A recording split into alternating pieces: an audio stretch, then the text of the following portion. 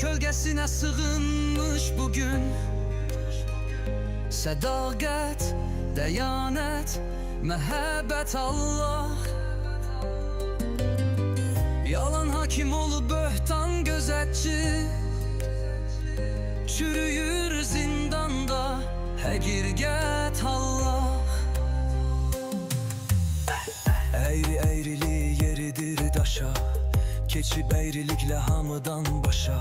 Doğru həsrət qalıb isti bir aşağı, görən hara gedir bu millət Allah. Halqı çağırırıq, azadlıq gələcək, hər bir ürəkdə sevgi güləcək. Birlikdə qalxırıq yeni səhifələr, azad sabah üçün yaşanacaq kəlmələr.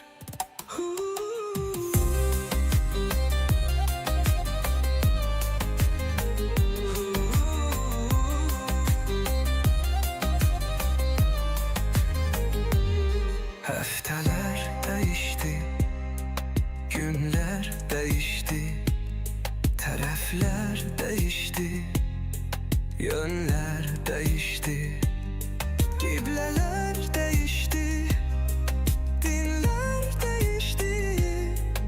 İtə ot verilir, ata et Allah.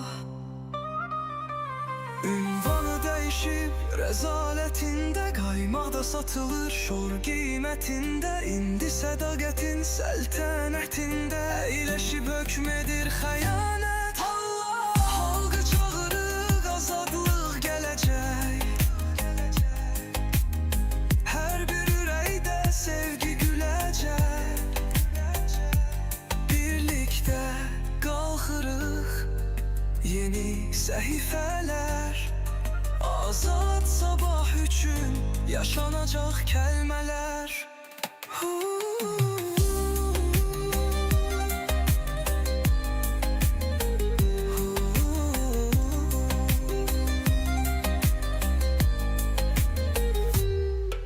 Ha çığırır, ha bağır, yatan ayılmaz, yaxşını yamandan ayıran olmaz. Satsan üzünə də baxan tapılmaz, necə ucuzlaşıb ləyaqət Allah.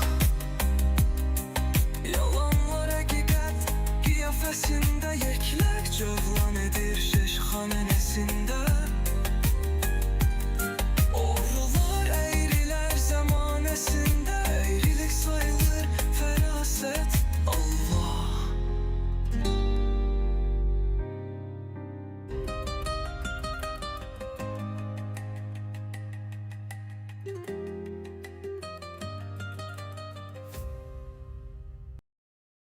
Ya Allah, Bismillah. Günü güne sata sata, ayak üstə yata yata, günahlara bata bata görən hara gedirik biz?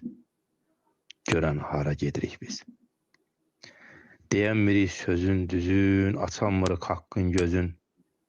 Əridi billərin yüzün, görən hara gedirik biz? Görən hara gedirik biz?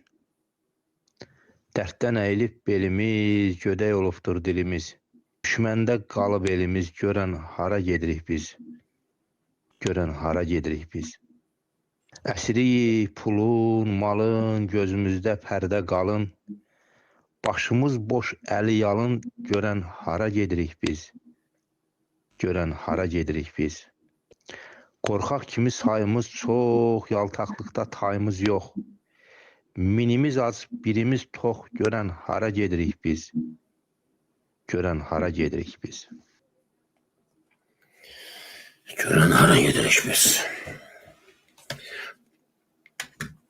Her şey özümüzdən asıldı.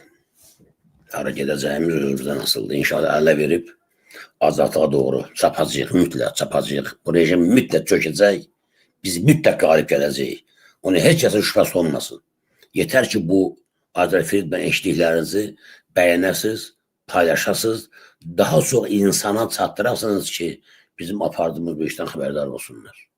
Gecəniz xeyrə qalsın. Allah mand olun. İnşallah sabah 5-ci gündür bizim başka tədbirlərimiz olacaq. Amma efirimizdə materiallar olacaq. İzləyin. 6-cı gün inşallah saat 20:00'da Xalq Parlamenti iclasında görüşmək ümidilə. Sağlıqla.